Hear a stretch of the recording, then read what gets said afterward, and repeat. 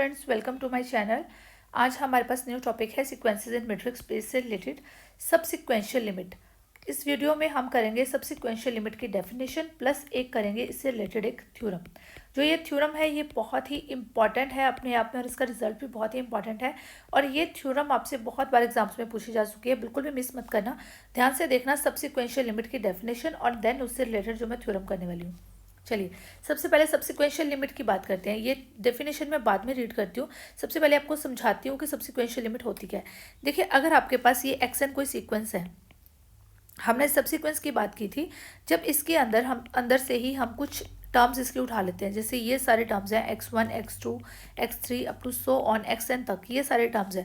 मैंने first term उठा ली x2, then मैंने x5 उठा ली, देन मैंने x7 उठा ली, देन मैंने x9 उठा ली। इस तरह से ये जो सफिक्स है, अगर ये मोनोटोन ऑर्डर में है, अगर ये मोनोटोन है, तब मैं इसको क्या बोल सकती हूँ, ये क्या है, एक सबसीक्वेंस है।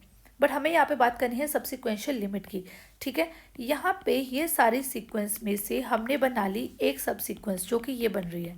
इसमें से मैंने कुछ कुछ पॉइंट्स उठा लिए, x2 x5 x7 x9 xn+1, इस तरह से मैंने कुछ पॉइंट्स उठा लिए। ठीक है, अब ये जो मेरी सब सीक्वेंस है, जिस पॉइंट के ऊपर, सपोज L पॉइंट के ऊपर, जिस पॉइंट के ऊपर जाके ये कन्वर्ज करेगी, जहाँ पे सब सीक्वेंस कन्वर्ज करती है, वो हमारी क्या होती है, सब sequential limit.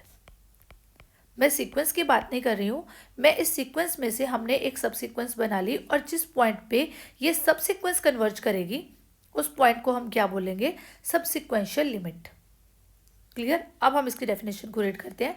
xn be a sequence in metric x3 then x belongs to x is called subsequential limit of xn if subsequence xn I of xn converges to x।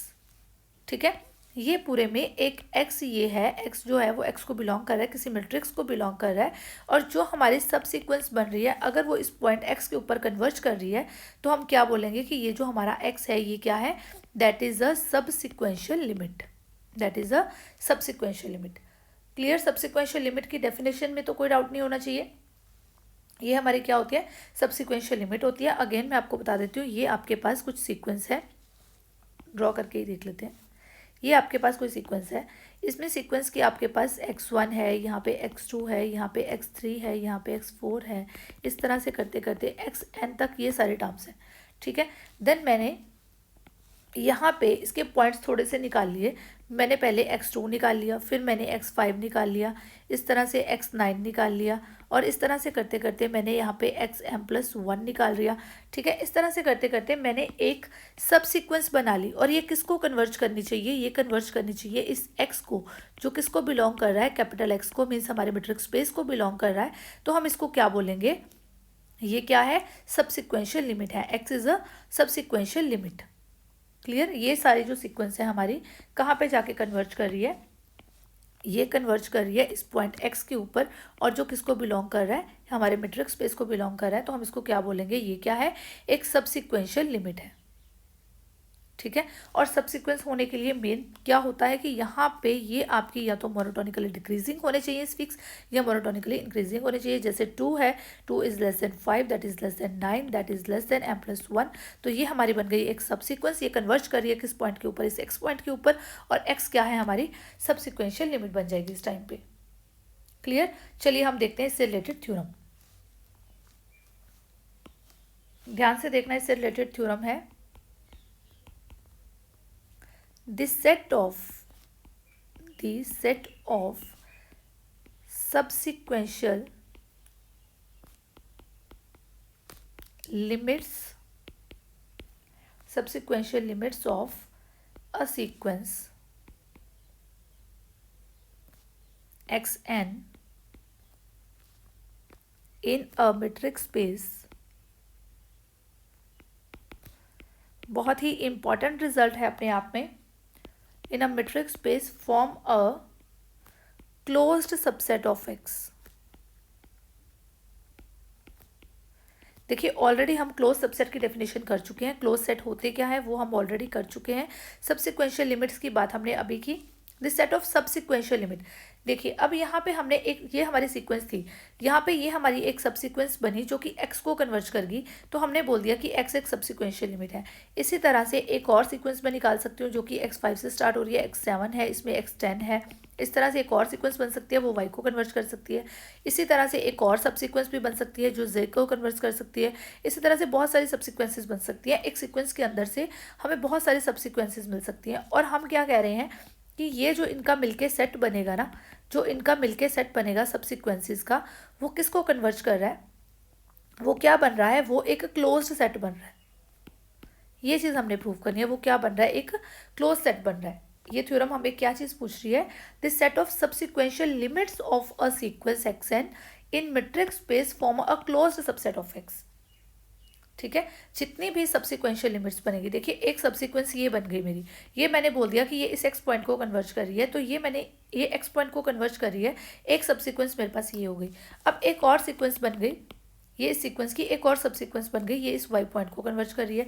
फिर इससे सबसिक्वेंस की एक और subsequence बन गई, ये इस जी point को कन्वर्ज कर रही है। इस तरह से एक्स, वाई और जी को मिला के जो ये मेरा सेट बनेगा, ये सेट क्या है, एक क्लोज्ड सेट है।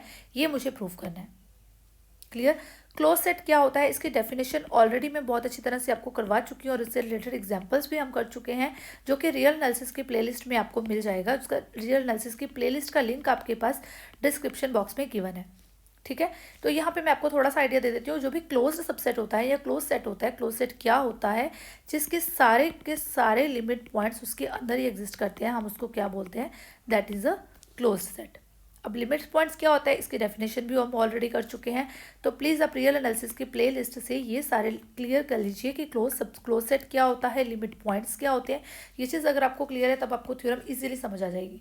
ओके, चलिए, subsequential limit of a sequence xn in a metric form a closed set. जो हमें सबसिक्वेंशियल लिमिट का एक सेट बनेगा, वो क्या बनेगा, एक क्लोज सेट बनेगा। स्टेटमेंट आपको क्लियर होनी चाहिए। अब हम इसके प्रूफ पे आते हैं।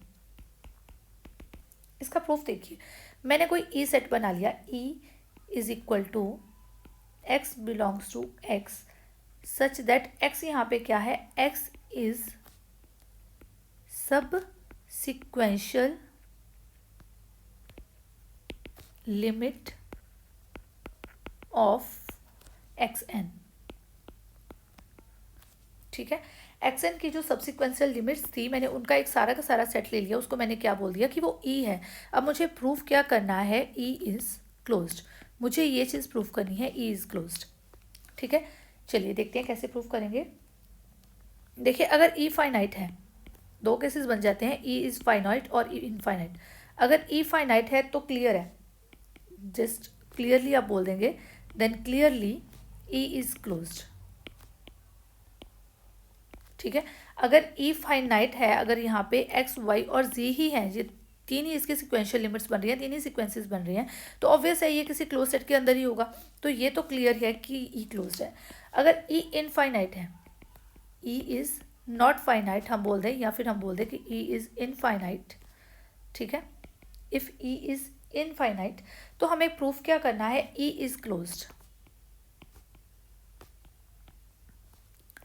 To prove E is closed, we have to prove that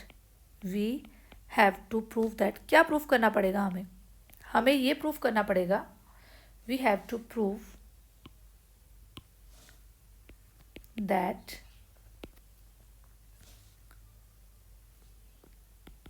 E prime is the subset of E। अब यहाँ पे E prime क्या होता है, E prime is a set of derived set। E prime is a derived set, और ये set किसका होता है, लिमिट पॉइंट्स का। ये सेट किसका होता है, लिमिट पॉइंट्स का। देखिए, जो भी ई सेट होगा हमारा, अगर ये कोई सेट मैंने ई बना दिया, इसको मैं क्लोज्ड सेट कब बोल सकती हूँ, जब इसके सारे के सारे पॉइंट्स होंगे ना, इसके सारे के सारे पॉइंट्स क्या बन जाएंगे, इसके लिमिट पॉइंट्स बन जाएंगे। यही मतलब हो गया। और ई प्राइम जो है इसके लिमिट पॉइंट्स का सेट है, अगर ये लिमिट पॉइंट्स का सेट इसके अंदर ही कंटेन कर जाएगा, एक ही बात हो गई कि ई प्राइम का जो सेट है, ई जो डिराइव्ड सेट है, अगर इसके अंदर ही कंटेन कर जाएगा या यही सेट ई प्राइम बन जाएगा, तब मैं इसको क्या बोल दूंगी, that is a close set. हमें ये चीज़ प्रूफ करनी है, E prime is the subset of E.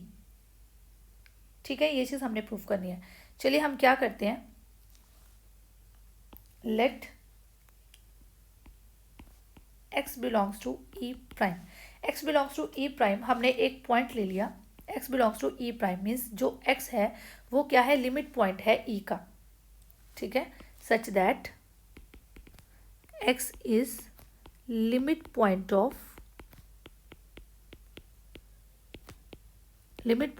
e। x क्या है हमारे पास इस टाइम पे, लिमिट पॉइंट है e का।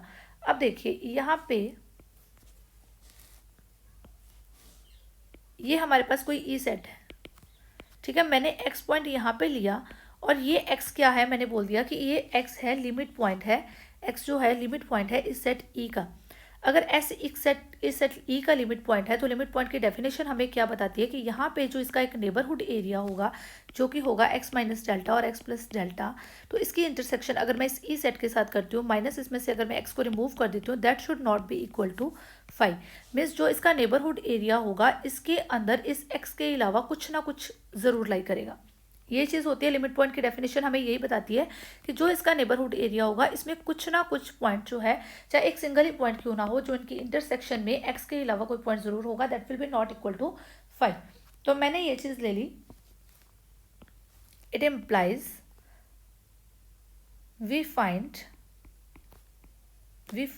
n1 belongs to n such that x n1 is not equal to x। इस नेबरहुड एरिया के अंदर हमें क्या मिल गया, एक n1 पॉइंट ऐसा मिल गया इस नेबरहुड एरिया के अंदर, यहाँ पे ये नेबरहुड एरिया बन गया, इस नेबरहुड एरिया के अंदर हमें एक n1 पॉइंट ऐसा मिल गया जिसके लिए x n1 जो है that is not equal to x, और इन दोनों का जो डिस्टेंस होगा दैट इज dx n1, और x का जो डिस्टेंस होगा बहुत स्लाइट सा डिस्टेंस होगा that is less than epsilon. Means वो बहुत ही स्लाइट सा इनके बीच में हमारे पास डिस्टेंस आएगा।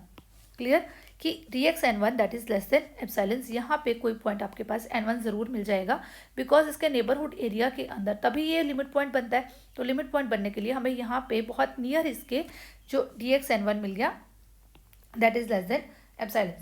अब देखिए जो x है किसको बिलोंग कर रहा है, अगेन हम वही चीज़ लेके चलते हैं, अगेन x जो है किसको बिलोंग कर रहा है, ई प्राइम को बिलोंग कर रहा है, x ई प्राइम को बिलोंग कर रहा है। Therefore there exist an open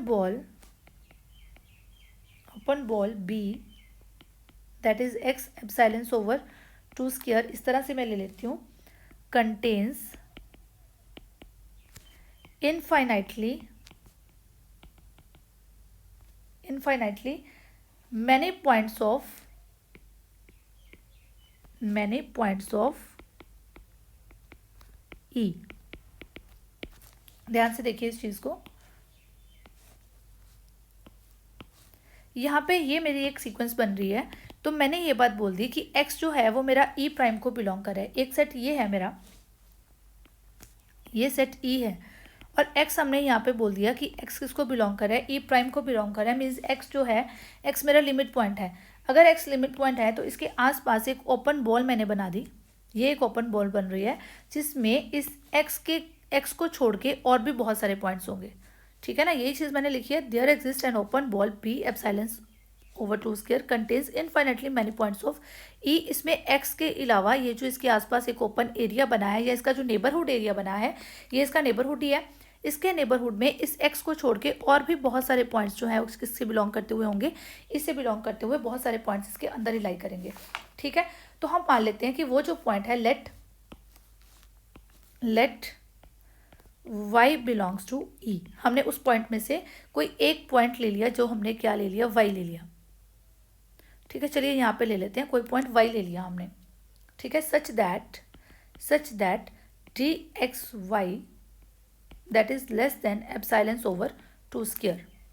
देखिए ये जो मैंने ओपन बॉल बनाई आपके सामने, मैंने लिया x जो है इसका सेंटर पॉइंट हो गया और एप्सिलॉन ओवर 2 स्क्वायर क्या होगी, इसकी रेडियस होगी। अब ये पॉइंट मैंने यहाँ पे लिया तो ये जो इन दोनों का डिस्टेंस फंक्शन बनेगा, ये मीट्रिक स्पेस बन गई। मीट्रिक स्पेस को हम दूसरे किस नेम से जानते हैं, डिस्टेंस फंक्शन के नाम से जानते हैं, ये डिस्टेंस फंक्शन होता है।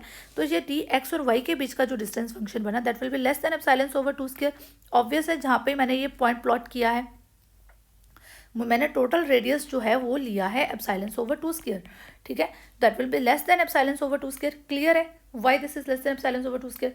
अब जो ये y है, y मेरा किसको बिलोंग कर रहा है, इस ई सेट को बिलोंग कर रहा है, ठीक है, y जो है ये इस ई सेट को बिलोंग कर रहा है, देयरफॉर ई सेट जो हमने लिया किसका था, therefore y belongs to E,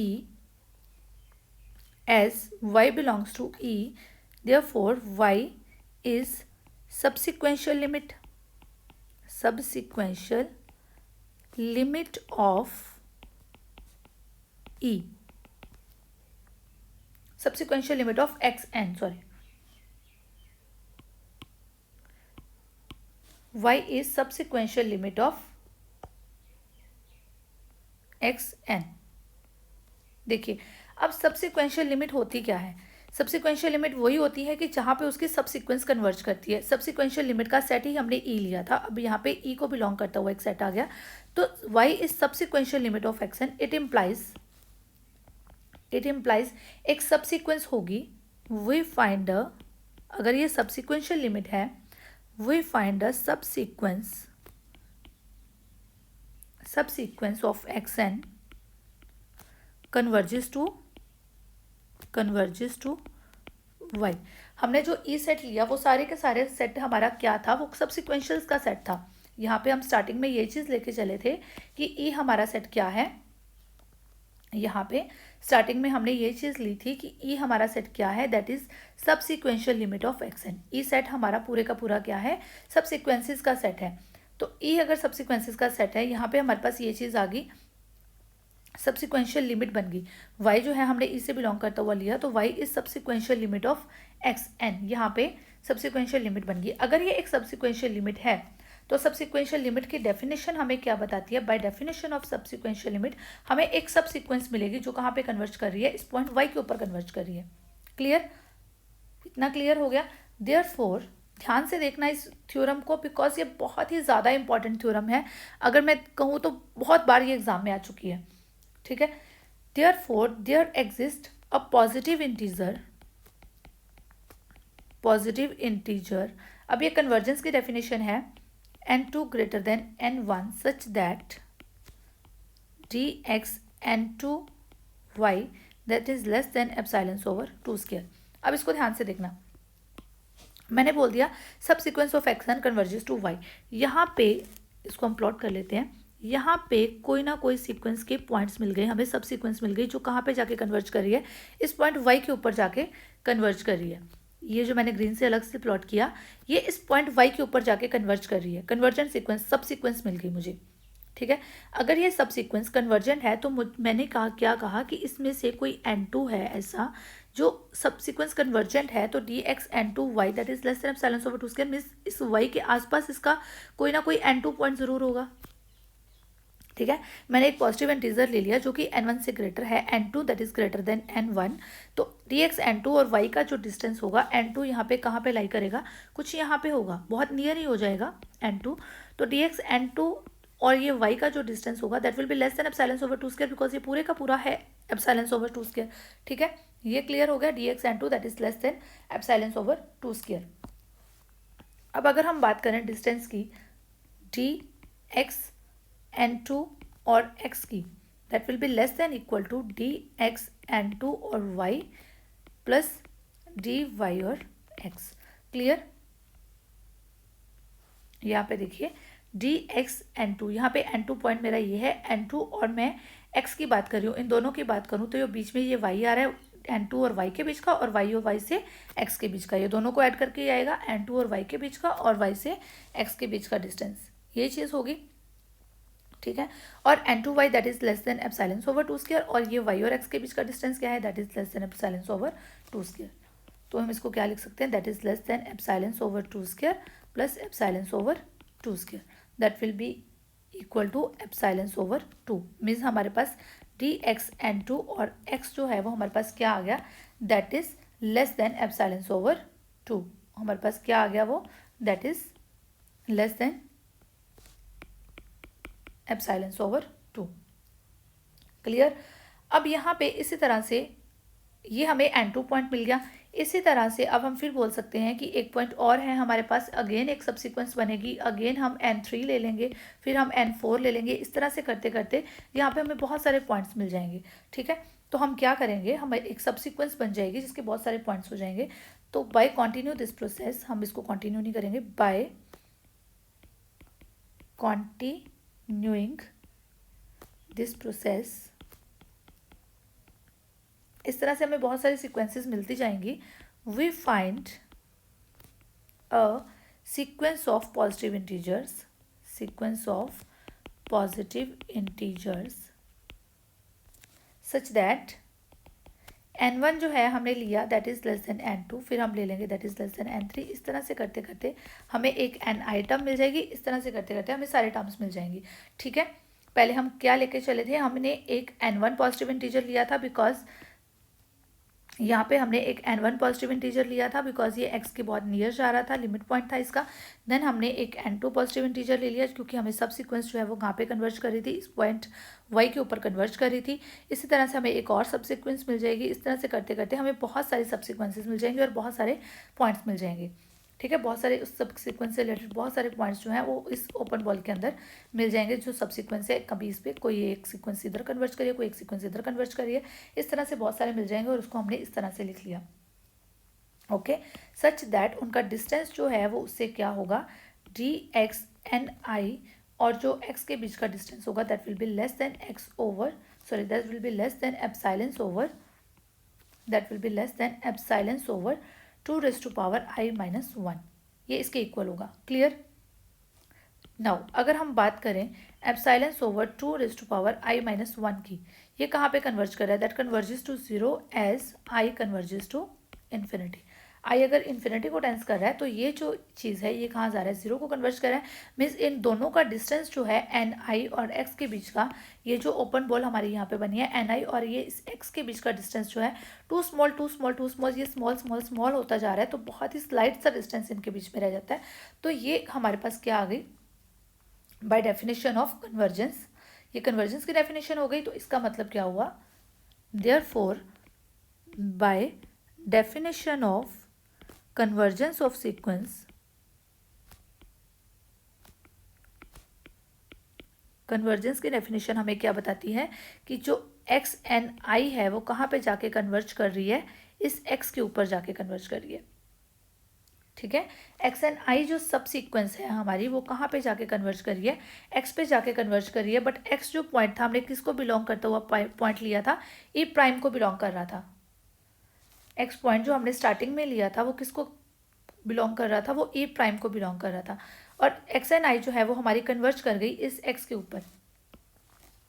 देखिए xni हमारी कन्वर्ज कर गई इस पॉइंट के ऊपर। अगर सब सीक्वेंस किसी पॉइंट के ऊपर कन्वर्ज कर गई तो ये क्या बन गई, सबसिक्वेंशियल लिमिट बन गई। It implies x is subsequential limit. जो हमारी सब सीक्वेंस थी वो इसको कन्वर्ज कर गई, इस x पॉइंट के ऊपर कन्वर्ज कर गई, तो हम x को क्या बोलेंगे, x इज अ सबसिक्वेंशियल लिमिट। ठीक है, इट इम्प्लाइज x, अगर वो सबसिक्वेंशियल लिमिट है तो x किसको बिलोंग कर गया, e को बिलोंग कर गया। बिकॉज e हमने सेट किस चीज़ का लिया था, सबसिक्वेंशियल लिमिट्स का सेट लिया था। बट हमारा x जो है वो हमने e प्राइम को बिलोंग करता हुआ एक पॉइंट लिया था जो कि किसको बिलोंग कर गया, e को बिलोंग कर गया। इट इम्प्लाइज जो e प्राइम है that is the subset of e। Clear, e point that is the e prime that is the subset of e। Means कोई भी पॉइंट हमने e प्राइम को बिलोंग करता हुआ लिया वो e को बिलोंग कर गया। It implies e is a closed set because e के सारे पॉइंट्स जो हैं वो क्या बन गए, सारे के सारे जो लिमिट पॉइंट्स हैं वो e के अंदर ही कंटेन कर रहे हैं। तो हम इसको क्या बोल देंगे, ये क्या है, हमारा क्लोज्ड सेट है। क्लियर, ये थी हमारी थ्योरम जो बहुत ही इंपॉर्टेंट है, अपने आप में बहुत बार ये एग्जाम में देखी जा चुकी है। इसको ध्यान से देख लेना। अगर कहीं पे भी कोई भी इशू आता है आप मुझे कमेंट करके पूछ सकते हैं।